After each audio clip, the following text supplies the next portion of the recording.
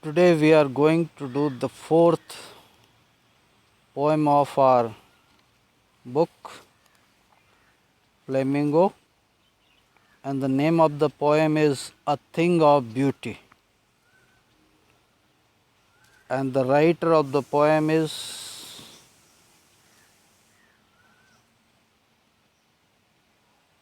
John Keats. He is a different kind of poet, you can say. John Keats is a romantic poet. Romantic means somebody who has broken the traditional classical path of the poem.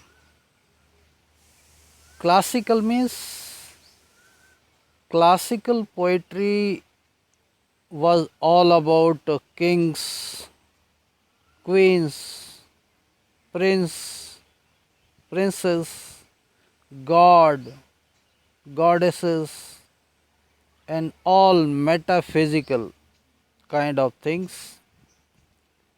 You could just listen to the poet and you would say, "Oh, so nice." But it was not for common people. But this romantic poem, it is specially made for, it is specially composed by the poet for common people. Common people means people those who are suffering from poverty, poverty of mind and poverty of things. So this is the poem that is universal kind of poem that is made for everybody. A thing of beauty. Beauty, something that attracts us for good. See, attraction for good, not for bad. Mind it. Something that is attracting you for bad, or you look at the thing and a bad feeling comes to you. That is not beauty. So here we find writer is saying the ultimate truth, that you will first find that there is a lot of sorrow in this world. There is a lot of suffering in this world. And there is only one respite, there is one solace, and there is one solution, and there is only one answer for all the questions regarding pain, suffering, despair, hopelessness,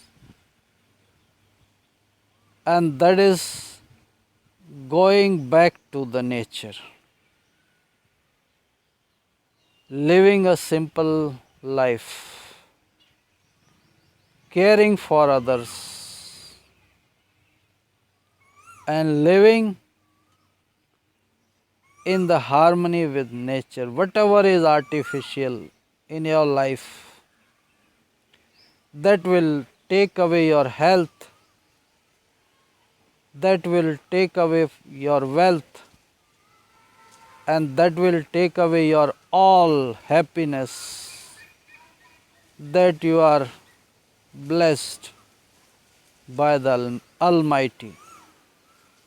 So let us go through the poem where we find how the attraction of this ultimate beauty, nature, keeps on increasing day by day. It never loses its attraction, loveliness. All the artificial things, there is a rule of diminishing returns.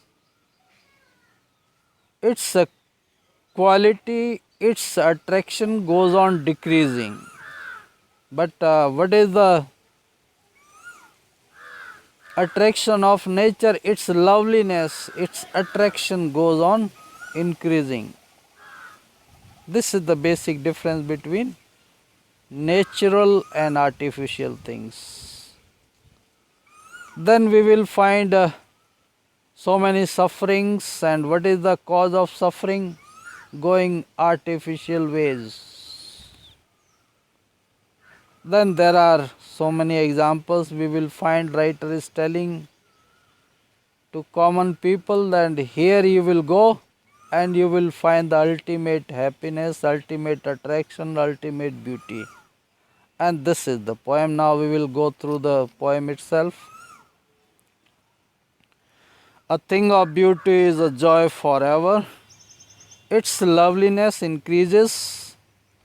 It will never pass into nothingness, but will keep a bower quiet for us, and a sleep full of sweet dreams and health and quiet breathing.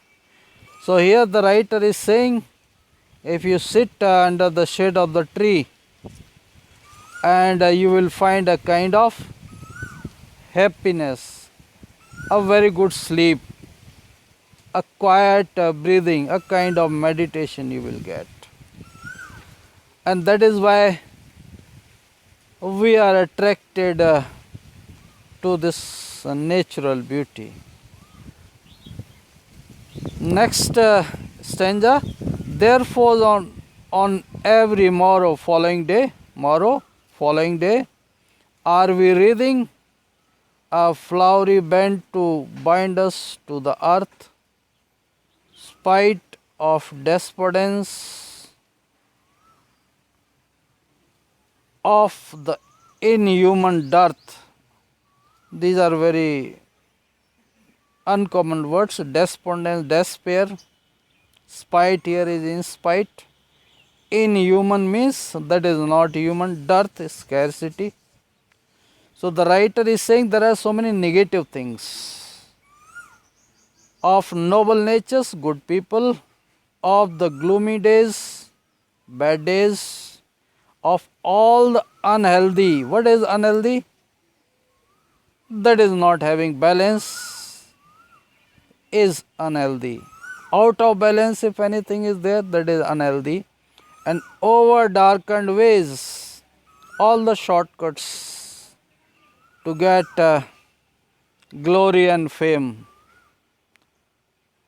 Made for our searching, yes, in spite of all, some shape of beauty moves away the pall from our dark spirits. Dark spirits, all the bad things, seen or unseen,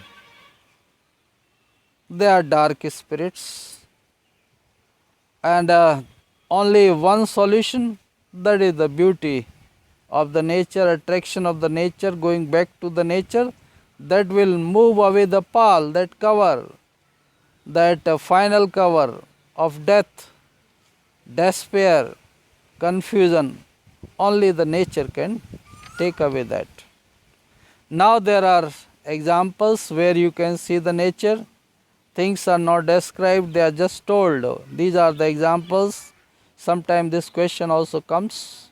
What are the examples? Then you can say the sun, the moon, trees, old and young, sprouting a shady boon for simple sheep. So trees, they are giving shade to the sheep. That is also an example. And such are daffodils. Daffodils, flowers. Another example. With the green world they live in. And clear rills, springs, small rivers you can say in the mountains. Clear rills. That for themselves a cooling covert make. So here you get another word, covert. So that you can say covert is a kind of cover, you can say. So this is a kind of license that all the writers they have got to make the words for you, new words for you. So covered generally, cover of trees, shade of the trees you can say. That is also one example the writer is saying. Trees whether they are big or small. And now writer is saying what these trees are giving you. They are giving you a kind of solace from hot season. Hot season here means extreme, that you had lost the balance. So who can give you the ultimate balance? The shade of the tree means nature. The mid forest break. In the forest you find there is an open area. What you find there? Flowers. There are valleys, they are full of flowers. And what kind of flowers? Let us see. Rich with sprinkling of fair musk rose bloom. Another blooming